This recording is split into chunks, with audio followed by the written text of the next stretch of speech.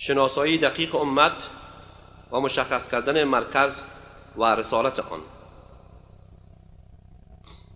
حضرت رسول اکرم صلی الله علیه و سلم برای این گروه با ایمان در حساسترین برهه تاریخی شفاعت نمودند و با کوتاه‌ترین و پرمحتواترین عبارتی که در عین حال حکایت از اعتماد، نگرانی، آرامش و نیایش میکرد، منزلت و مقام رفیع این امت را در میان سایر امتها بیان و مشخص کردند و هدف این امت و ارزش کار و مسئولیت آن را که همانا دعوت الی الله و توحید خالص و یکتاپرستی است تبیین نمودند.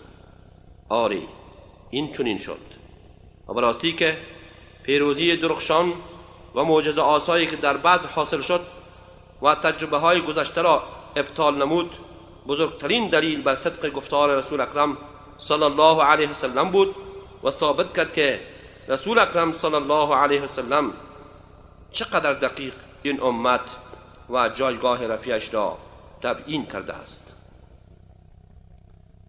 نبرد بر سر عقیده. رسول اکرم صلی الله علیه وسلم نزد اصحاب رفت و آنان را به نبرد تشویق و تشجیع نمود. در همین هنگام عتبه فرزند ربیعه و برادرش شیبه و فرزندش ولید از صف لشکریان دشمن به قصد هماوردی بیرون آمدند. وقتی میان دو صف رسیدند، مسلمانان را به مبارزه طلبیدند.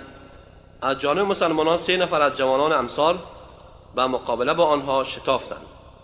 آنها پرسیدند شما چه کسانی هستید؟ گفتند ما گروهی از انصار هستیم. مکیان گفتند همتایان گرامی قدری هستید، ولی به سوی ما عموزادگان ما را بفرستید. اینجا بود که رسول اکرم صلی الله علیه وسلم فرمود برخیزید ای عبیده فرزند حارث، ای حمزه و علی. قریشی ها گفتند آری اینها همتایان گرامی ما هستند. مبارزه آغاز شد. عبیده که از همه مسن‌تر بود در مقابل عتبه قرار گرفت و حمزه با شیبه و علی با ولید مقابل هم قرار گرفتند. دری نگذشت که حمزه و علی بر حریفان خود غلبه یافته آنها را به قتل رساندند. اما بین عبیده و عتبه مبارزه همچنان ادامه داشت و ضربات سختی به یکدیگر وارد می‌کردند.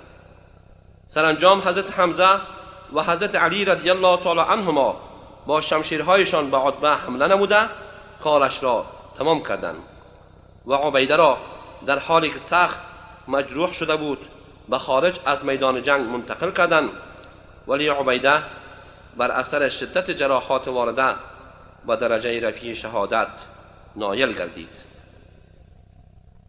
آغاز پیکار و شدت یافتن آن. دو سپاه دشمن به همدیگر یورش بردند و جنگ تن به تن آغاز گشت. اینجا بود که حضرت رسول الله صلی الله علیه وسلم فرمودند قوموا الی جنت عرضها السماوات والارض، برخیزید به سوی بهشتی که پهنای آن به اندازه آسمان ها و زمین است. اولین شهید حضرت عمیر بن الحمام الانصاری رضی الله عنه در همین اثنا برخاست و گفت یا رسول الله، چنان بهشتی است که پهنایش به قدر آسمان ها و زمین است؟ آن حضرت فرمودند آری. عمیر گفت به به یا رسول الله. آن حضرت فرمودند چه چیزی تو را واداشت که به به بگویی؟ گفت یا رسول الله، قسم به خدا چیزی جز این نبود مگر این که آرزو نمودم از اهل همین بهشت باشم. آن حضرت فرمودند شما از اهل همین بهشت هستید. عمیر در حال این کلمات را از زبان مبارک رسول خدا شنید که مقدار خرما از خورجین خود در آورده بود تا سد جوع کند. سپس گفت اگر من این خرماها را بخورم خیلی طول می کشد. پس آنها را انداخت و مشغول نبرد گردید و آنقدر جنگید که سرانجام شهید شد. او اولین فردی بود که در غزوه بدر به شهادت رسید. مردم همچنان در میدان کارزار شکیبا و پابرجا بودند و پروردگارشان را خوب ذکر می‌کردند. حضرت رسول الله صلی الله علیه و سلم نیز به شدت مبارزه نمود و از همه مردم به دشمن نزدیکتر بود و بیش از دیگران می جنگید. خداوند متعال نیز فرشتگان را با رحمت و امداد نازل فرمود که با مشرکین وارد جنگ شدند. خداوند متعال به این مطلب اشاره می فرماید: اذ یوحی ربک الی الملائکة انی معکم فثبتوا الذین آمنوا سألقی فی قلوب الذین کفروا الرعب فاضربوا فوق الاعناق واضربوا منهم کل بنان. به یاد آورید زمانی را که پروردگار تو به فرشتگان وحی کرد که من با شمایم، پس مؤمنان را ثابت قدم نگه دارید. من هم در دلهای کافران خوف و هراس خواهم انداخت. به مؤمنان الهام کنید سرهای کافران را بزنید و دستهای ایشان را ببرید. رقابت برادران در کشتن دشمنان خدا و رسول. جوانان برای رسیدن به شهادت و حصول سعادت از یکدیگر سبقت می گرفتند. مسابقه و رقابت میان دوستان و برادران ادامه داشت. عبدالرحمن بن عوف رضی الله عنه می گوید: من روز بدر در صف نبرد بودم که ناگهان اطراف خود دو نوجوان کم سن و سال را مشاهده نمودند. از ناحیه آنها احساس بی اطمینانی کردم. فکر کردم در این لحظه حساس آنها به من کمکی نخواهند کرد. ناگاه یکی آهسته به طوری که همراهش نشنود از من پرسید: عمو جان، ابو جهل کدام است؟ لطفاً او را به من نشان دهید. گفتم: برادرزاده، ابو جهل را میخواهی چیکار کنی؟ گفت: من با الله عهد کردم که ابو جهل را بکشم یا کشته شوم. همین که این نوجوان سخنش را تمام کرد، همراهش آمد و مانند اولی آهسته درباره ابو جهل از من سوال کرد. عبدالرحمن بن عوف میگوید: دوست داشتم که کاش به جای این دو نوجوان 2 نفر مرد رزمنده در کنار من می بودند. به هر حال ابو جهل را به آن 2 نوجوان نشان دادم. آنها همچون عقاب به سوی وی حمله ور شدند و او را از پای درآوردند و به زمین انداختند. این 2 نوجوان فرزندان افراع بودند. وقتی ابو جهل کشته شد، حضرت رسول اکرم صلی الله علیه و سلم درباره او فرمود: ابو جهل فرعون این امت بود. فتح مبین و آشکارا. وقتی جنگ با پیروزی مسلمانان و شکست مشرکان پایان یافت، رسول الله صلی الله علیه و سلم فرمود: الحمد لله الذي صدق وعده و نصر عبده و هزم الاحزاب وحده. ستایش من خدایی راست که وعده اش را تحقق بخشید و بنده اش را پیروز گردانید و به تنهایی گروه ها را شکست داد. قرآن مجید در همین خصوص می فرماید: ولقد نصركم الله ببدر وانتم اذله فاتقوا الله لعلكم تشکرون. و هر آینه الله فتح داد شما را در روز بدر، در حالی که شما از هر جهت در مقابل دشمن ضعیف بودید. پس راه خدا ترسی و تقوا را پیش گیرید، باشد که شکر نعمتهای او بجا آورید. رسول الله صلی الله علیه و سلم پس از پایان جنگ دستور داد کشتگان کفار را در چاهی که در آن حوالی قرار داشت بیاندازند. همه آنها طبق دستور در چاه انداخته شدند. آنگاه حضرت رسول اکرم صلی الله علیه و سلم بر بالای چاه ایستاده و چنین فرمود: یا اهل القلیب، هل وجدتم ما وعد ربکم حقا فانی وجدت ما وعدنی ربی حقا. ای اهل چاه، آیا وعده پروردگارتان را حق یافتید؟ البته من آنچه را که پروردگارم به من وعده داده بود حق یافتم. در جنگ بعد 70 نفر از کفار کشته شدند و 70 نفر دیگر به اسارت مسلمانان در آمدند. از میان مسلمانان 6 نفر از قریش و 8 نفر از انصار به شهادت رسیدند. تأثیر جنگ بدر در مدینه و مناطق همجوار. حضرت رسول الله صلی الله علیه و سلم پیروزمندانه از بدر به سوی مدینه بازگشتند. دشمنان اسلام در نتیجه این پیروزی چشمگیر در جنگ بدر چه در مدینه و چه در خارج آن بسیار احساس رعب و وحشت نمودند و از مردم مدینه تعداد کثیر مشرف به اسلام شدند. آن حضرت صلی الله علیه و سلم قبل از این که به مدینه برسند 2 نفر را به عنوان مژده رسان که یکی از آنها عبدالله بن رواحه بود به مدینه فرستادند. پیکها فتح و پیروزی پیامبر و شکست کفار را به اطلاع مردم مدینه رساندند و گفتند: ای گروه انصار، به شما بشارت باد که آن حضرت سلامت و تندرست می باشند و کفار از بین رفته و اسیر شدند. ضمناً نام تک تک سرداران قریش را که کشته شده بودند اعلام کردند و برای ابلاغ بشارت و مژده فوق در هر یک از خانه های مدینه را به صدا درآوردند. بچه های مدینه همراه آنها اشعار شکر و شادی می سرودند. بعضی از مردم باور کردند ولی بعضی دیگر تردید داشتند تا اینکه حضرت رسول الله صلی الله علیه و سلم به نقطه روحا رسیدند.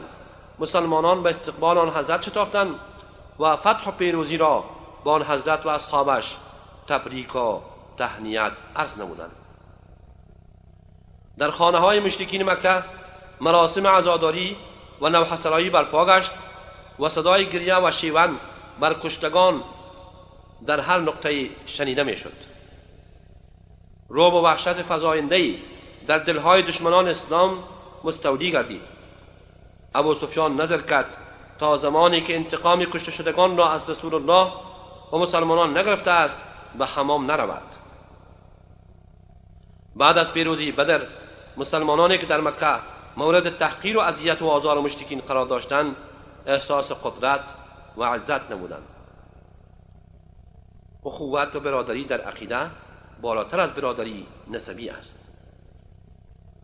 روز بدر ابو عزیر بن عمیر که برادر حقیقی حضرت مصعب ابن عمیر رضی الله عنه بود و اسارت مسلمانان درآمد. حضرت مصعب رضی الله عنه پرچمدار مسلمانان و برادرش پرچمدار مشرکین مکه بود.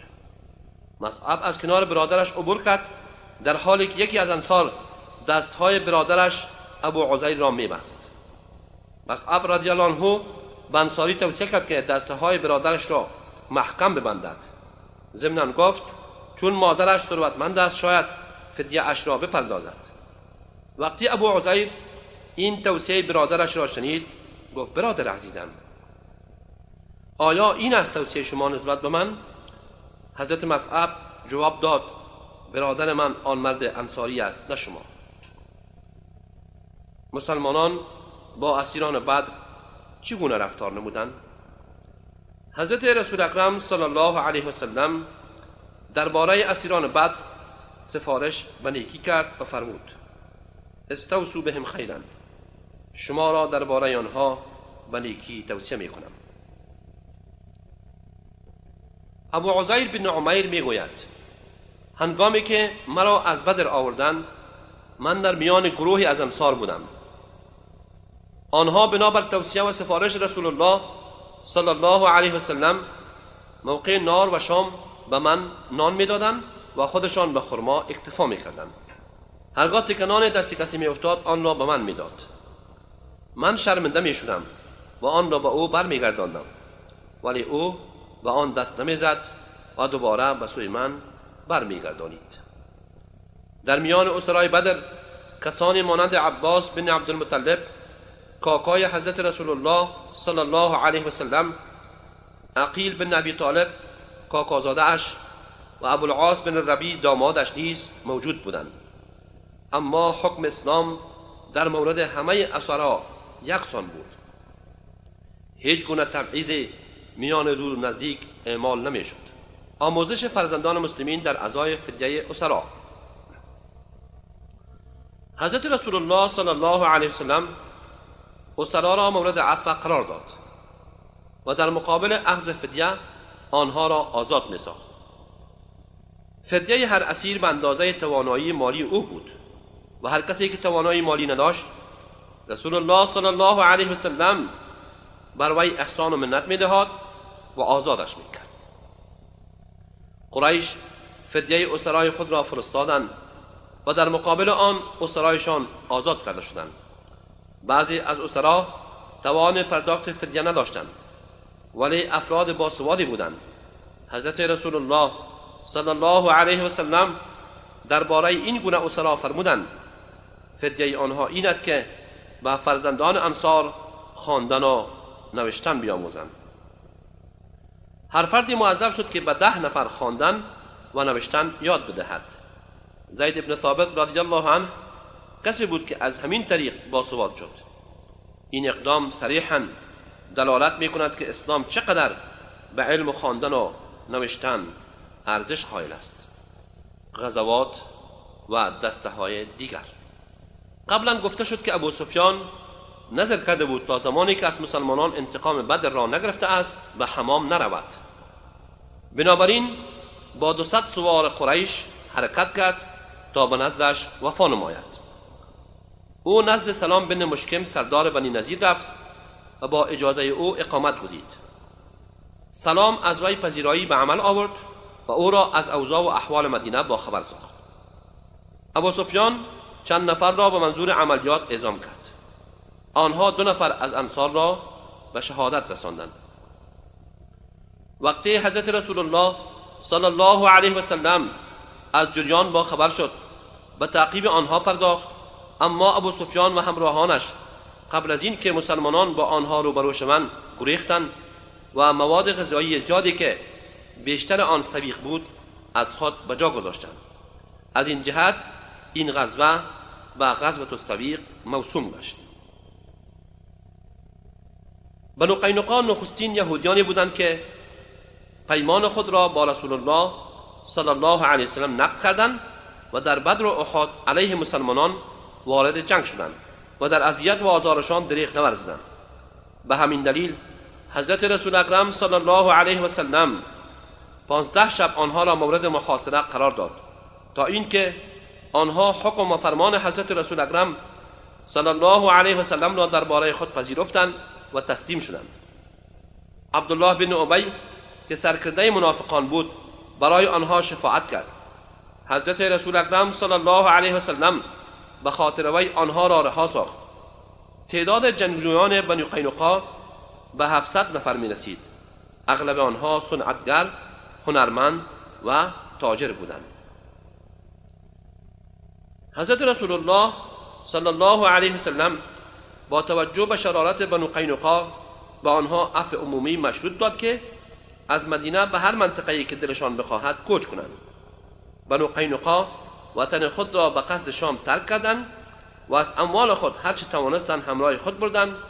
آنها پس از این که به دلیل تمرد و نقض پیمان منتظر مرگ بودند به سلامتی مدینه را ترک گفتند. قتل کعب بن اشرف.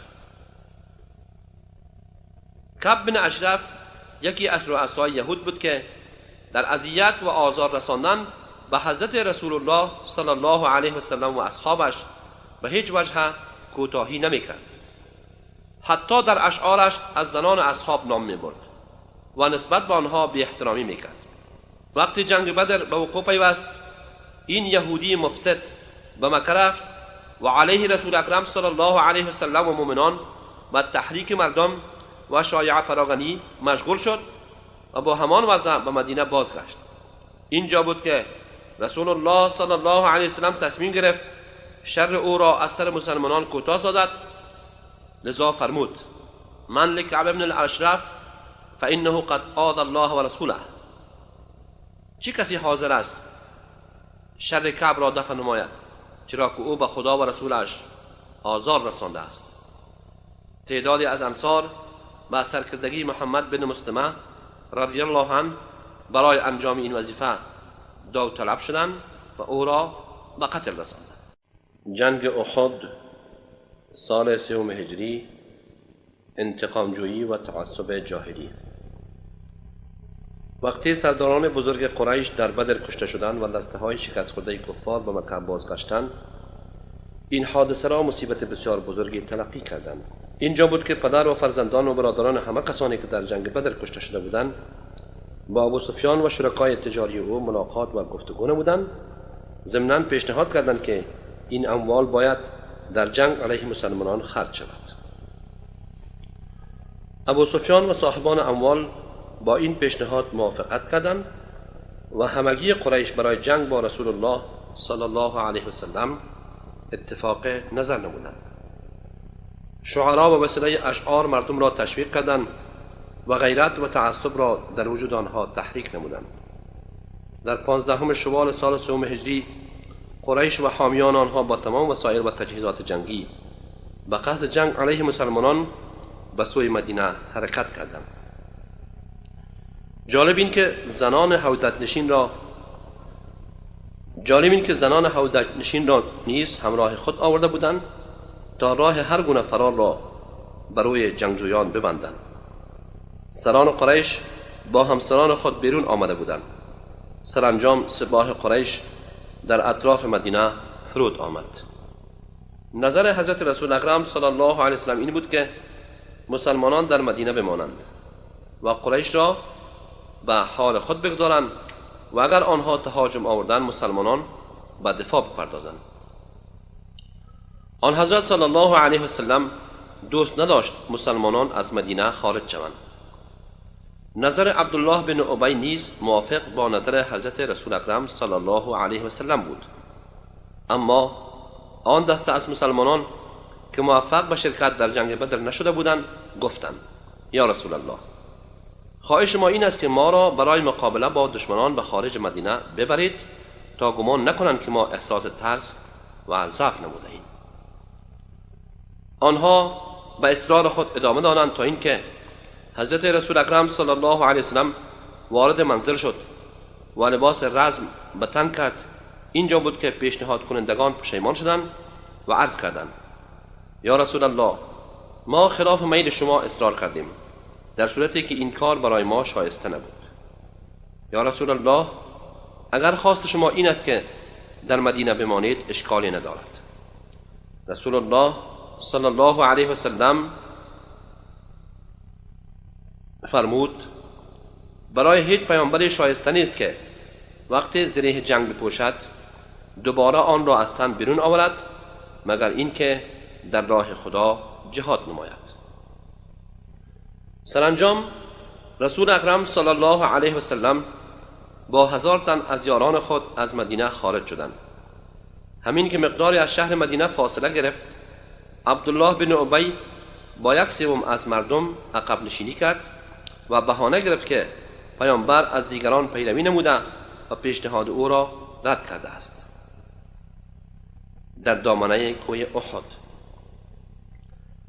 رسول اکرم صلی الله علیه و سلم در راه خود ادامه داده و در وادی احد فرود آمدند. احد کوهی است که در فاصله 3 کیلومتری مدینه قرار دارد. آن حضرت صلی الله علیه و سلم پشت به طرف کوه احد کردند و لشکر را نیز در کنار احد مستقر نمودند. سپس با 700 تن از یاران خود کاملا آماده نبرد گردیدند و عبدالله بن جبیر را به عنوان فرمانده گروه تیراندازان تعیین نمودند. این گروه مشتمل بر 50 نفر بود. رسول اکرم صلی الله علیه و سلم فرمودند: شما سواران را با تیراندازی از ما دفع کنید و نگذارید از پشت سر به ما حمله کنند، چه ما پیروز شویم چه شکست بخوریم. شما به هیچ وجه سنگر خود را ترک نکنید، حتی اگر دیدید که پرندگان اجساد لشکریان را طعمه خود قرار دادند، باز هم از جای خود تکان نخورید. حضرت رسول اکرم صلی الله علیه و سلم 2 زره به تن کرد و پرچم جنگ را به مصعب بن عمیر تحویل داد. مسابقه میان همسالان. حضرت رسول الله صلی الله علیه و سلم گروهی از نوجوانان کم سن و سال را که برای جهاد آمده بودند از احد برگردانید. از آن جمله یکی سمره بن جندب و دیگری رافع بن خدیج، دو نوجوان 15 ساله بودند. اما پدر رافع برای فرزندش سفارش کرد و گفت: یا رسول الله، فرزندم تیر انداز خوبی است و او اجازه مرحمت فرمایید. حضرت رسول اکرم صلی الله علیه و سلم به او اجازه شرکت در جنگ مرحمت فرمود. وقتی سمره بن جندب که همسن رافع بود از جریان خبر شد، خدمت رسول اکرم صلی الله علیه و سلم حاضر شد و عرض کرد: یا رسول الله، شما به رافع اجازه دادید ولی مرا برگرداندید، در صورتی که اگر با رافع کشتی بگیرم او را به زمین خواهم زد. بالاخره هر دو با هم کشتی گرفتند. سمره رافع را به زمین انداخت و مشرف به گرفتن اجازه از آن حضرت گردید. او در جنگ شرکت کرد و از خود رشادت ها نشان داد. نبرد آغاز می شود. رویارویی شروع شد. هر دو گروه به هم نزدیک شدند. هند بنت عتبه با گروه از زنان کفار برخاست و همگی پشت سر مردان به نواختن ده پرداختند تا آنها را به جنگ تحریض نمایند. آتش جنگ شعله‌ور شد و شدت گرفت. ابو دجانه شمشیر رسول اکرم صلی الله علیه و سلم را به دست گرفت و قول داد که حق آن را ادا کند. او با شمشیر رسول الله صلی الله علیه و سلم وارد جمعیت کفار شد و با هر کسی که روبرو می شد او را به هلاکت می رسانید. شهادت حضرت حمزه بن عبدالمطلب و حضرت مصعب بن عمیر رضی الله عنهما. حضرت حمزه بن عبدالمطلب در جنگ احد به شدت مبارزه نمود و از خود رشادت ها نشان داد و تعداد زیادی از قهرمانان عرب را به هلاکت رساند. هیچ کس جرأت نداشت جلوی او بایستد. اما وحشی غلام جبیر بن مطعم در کمین بود. او سلاح مخصوصی به نام حربه یعنی زوبین همراه داشت که کمتر نشانه اش خطا می رفت. جبیر بن مطعم به او قول داده بود که اگر حمزه را به قتل برساند او را آزاد خواهد کرد، زیرا حمزه در جنگ بدر کاکای جبیر طعیمه را به قتل رسانده بود. هند نیز وحشی را به قتل حمزه تحریک میکرد تا با قتل او دلش تسکین یابد.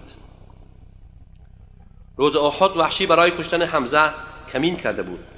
هنگامی که حضرت حمزه از کنار وی گذشت، ناگهان از کمین بیرون آمد و حربه زوبین را بینداخت، طوری که بر شکم وی اصابت کرد. حضرت حمزه رضی الله عنه به زمین افتاد و جام شهادت نوشید. مصعب بن عمیر رضی الله عنه که پیشاپیش رسول اکرم صلی الله علیه و سلم قرار داشت سخت جنگید و سرانجام شربت شهادت نوشید و مسلمانان دچار آزمایش قرار گرفتند.